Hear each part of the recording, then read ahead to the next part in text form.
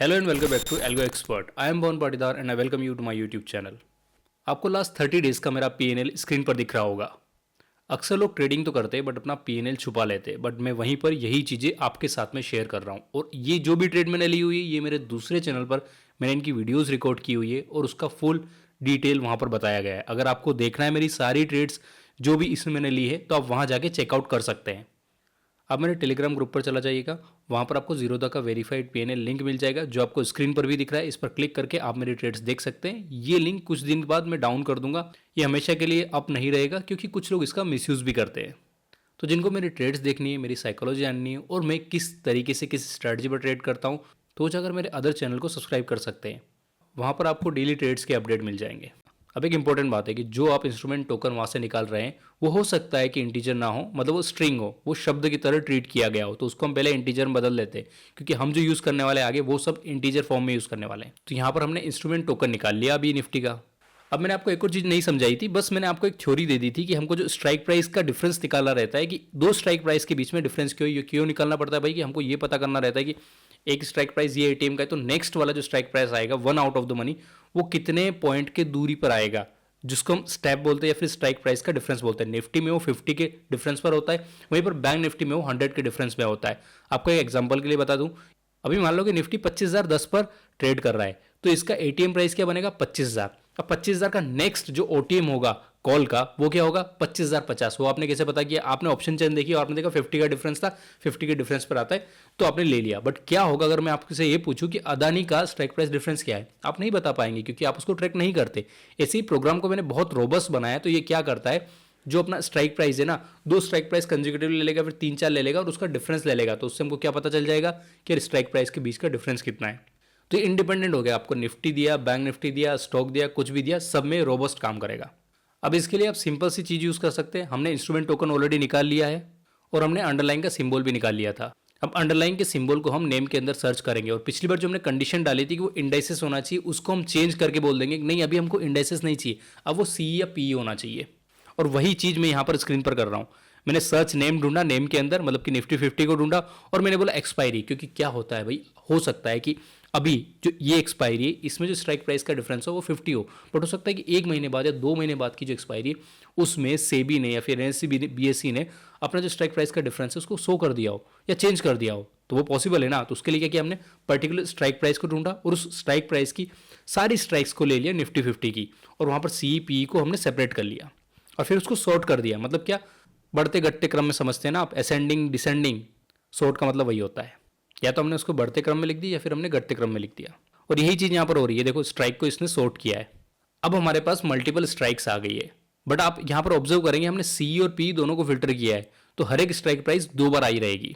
इस केस में हम क्या करते हैं, इसमें यूनिक वैल्यू निकाल लेते हैं, डुप्लीकेट वैल्यू जो होगी उसको हटा देते हैं। वो कैसे करेंगे, सिंपल सा चीज़ है, जो भी ऑप्शंस में स्ट्राइक्स आई है उसके आगे लिख दो यूनिक और फिर ऐसा वाला ब्रैकेट लगा दो, बस इससे हमारे पास यूनिक स्ट्राइक प्राइसेस आ जाएगी। अब जैसा कि मैंने बताया कि इन स्ट्राइक प्राइस का डिफरेंस ले लो, तो स्ट्राइक प्राइस एक 0th प्लेस पे क्या है, 1th प्लेस पे क्या है, या फिर 2 और 3rd का डिफरेंस ले लो, कंजिक्यूटिव डिफरेंस ले लो, तो आपको स्ट्राइक प्राइस के बीच का डिफरेंस आ जाएगा। पता है एक चीज़ के लिए और जरूरी होता है कि अगर आपको एटीएम कैलकुलेट करना है तो कैसे करोगे भाई, उसके लिए भी आपको स्ट्राइक प्राइस का डिफरेंस चाहिए होता है। और अगर स्ट्राइक प्राइस का डिफरेंस सब जगह अलग अलग है तो हमको एक यूनिवर्सल मेथड लेके आनी पड़ेगी जो सब जगह काम करे, और वही चीज़ कैलकुलेट एटीएम स्ट्राइक में हो रही है। सबसे पहले मैंने अंडरलाइंग प्राइस लिया, मैंने बताया था निफ्टी का प्राइस मान लीजिए कि 25,010 चल रहा है, तो यहाँ पर 25,010 आ गया। अब स्ट्राइक प्राइस का स्टेप 50 है तो उसको 50 से डिवाइड कर दिया। अब डेफिनेटली 25,010 है तो हमारे पास पॉइंट में कुछ चीज़ें आएगी, तो हमने क्या किया, पॉइंट के बाद वाली चीज़ों को हटा दिया। और वो कैसे किया, ये देखो राउंड किया ना हमने, तो हमने क्या किया, राउंड कर दिया, पॉइंट के बाद वाली चीज़ों को हटा दिया और उसमें फिर 50 का मल्टीप्लिकेशन कर दिया। अब सोच लीजिए 25,010 था, अभी स्क्रीन पर देखिए क्या हो रहा है। मैंने बताया 25,010 है, इसको 50 से डिवाइड किया तो क्या आया 500.2। अब मैंने बोला राउंड कर दिया, मतलब दशमलव की बाद की संख्या हमने हटा दी, अब क्या आ गया 500। अब इस 500 को जब मैं 50 से मल्टीप्लाई करूंगा ना तो डेफिनेटली 25,000 ही आएगा, और वही चीज़ मैं नेक्स्ट लाइन में कर रहा हूँ। और यही calculation calculate ATM strike price में यूज़ की जाती है। आप सबके सामने एक इंटरेस्टिंग क्वेश्चन में छोड़ के जा रहा हूँ, इसका आंसर आपको पता करना है अगर आप रियल ट्रेडर हैं तो, और अगर आप रियल ट्रेडर नहीं है तो आपको इसका आंसर नहीं पता होगा। एटीएम स्ट्राइक प्राइस कैसे डिसाइड होता है और जो हम डिसाइड कर रहे हैं यहाँ पर क्या वो सही है या फिर गलत है। और अगर आप अपने आप को वाकई में एडवांस ट्रेडर बोलते तो आपको इसका आंसर पता होना चाहिए। हमने दूसरे वीडियो में ये भी डिस्कस कर लिया था, कैलकुलेट एसएल प्राइस। अब बात कर लेते हैं ट्रेल एसएल की, ये वाला डिस्कस नहीं किया था। अब ये काम कैसे कर रहा है, सबसे पहले करंट प्राइस लेगा, फिर एंट्री प्राइस लेगा, एसएल पॉइंट लेगा, ट्रेल पॉइंट लेगा और बाई और सेल क्या किया है वो लेगा। ये 5 जानकारी अगर इसको मिल गई तो ये पता कर सकता है कि ट्रेलिंग एसएल कहाँ रहेगा। आपके सामने एक सिनेरियो देता हूँ कि मुझे एंट्री मिली थी 100 पर और मैंने 100 पर बाई किया था। मैंने स्टॉप लॉस लगाया था 10 पॉइंट नीचे यानी कि 90 पर। मैंने ट्रेलिंग लगाया 5 पर। अब मान लीजिए 100 से प्राइस 105 हो जाता है तो हमारी ट्रेलिंग कैसे शिफ्ट होगी बाय के केस में। Current price 105, entry price 100, SL point 10, trailing SL point 5 और बाय और सेल मैंने क्या बोला, बाय। ये पांचों जानकारी आ गई। अब देखो फ्लॉट में कन्वर्ट करना ये सब चीज़ें ये तो नॉर्मल है, इसलिए कर रहे हैं क्योंकि हो सकता है कि कोई बोलेगा मैं 5 नहीं 5.5 लिखूंगा। सब लोग एडवांस होते तो अपने हिसाब से कर सकते हैं, that is not an issue. तो मैंने इसको यूनिवर्सली हैंडल करने के लिए दे दिया कि भाई इसको बोलोगे एसएल पॉइंट रहेगा, फ्लोट रहेगा, ट्रेल पॉइंट भी फ्लोट रहेगा। अब मान लीजिए मैंने बाई किया है ना, तो बाई वाला सिग्नल ही ट्रिगर होगा, इफ वाले बाई कंडीशन के अंदर ही जाएगा। करंट प्राइस क्या है 105, एंट्री प्राइस कहाँ था 100 पर, तो कितने का प्रॉफिट हुआ 5 रुपए का, और 5 पर हमने ट्रेलिंग ले रखी है। अब ट्रेलिंग पॉइंट और प्रॉफिट दोनों इक्वल हो गए तो इस लूप के अंदर चला गया। अब ट्रेलिंग लेवल्स निकालेगा, तो प्रॉफिट कितने का 5 का, ट्रेलिंग पॉइंट कितने का 5 का, तो इसके लेवल की वैल्यू कितनी आ गई 1, तो यहाँ पर क्या आ गए 1। डोंट वरी अगर आपको थोड़ा सा मुश्किल लग रहा हो तो मैं बाद में आपको फिर से एक बार समझा दूंगा। अब ट्रेलिंग लेवल्स आ गया 1, ट्रेलिंग पॉइंट था 5, एसएल पॉइंट था 10 और एंट्री प्राइस था 100।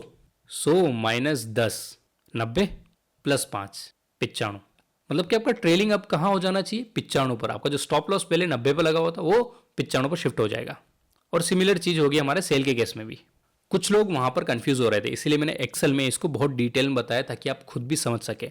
मान लीजिए करंट प्राइस 105 हो चुका है, एंट्री ली थी हमने 100 पर और हमने एसएल लगाया था 3 पर। पहले मैं 10 बोल रहा था, अभी मैं यहाँ पर 3 से कैलकुलेशन करके बताता हूँ। और आपने बोला ट्रेल कब करना है, 2 पॉइंट मेरे फेवर में चला जाए तब। तो आप खुद ही प्रॉफिट बताइए, अगर 105 पर चला गया 100 पे बाई किया तो 5 रुपये का प्रॉफिट हुआ, वही स्क्रीन पर दिख रहा है। अब कितने लेवल ट्रेल हो गया ये सोचो। आपने बोला था कि 2 पॉइंट पर ट्रेल होना चाहिए, तो 2 पॉइंट हो गए, उसके बाद 2 पॉइंट और हो गए, तब जाके 4 पर आया, 5 पर आया, मतलब 2 बार लेवल क्रॉस कर दिया अपना। और वही यहाँ पर ट्रेल लेवल्स में 2 लिखा हुआ आ रहा है।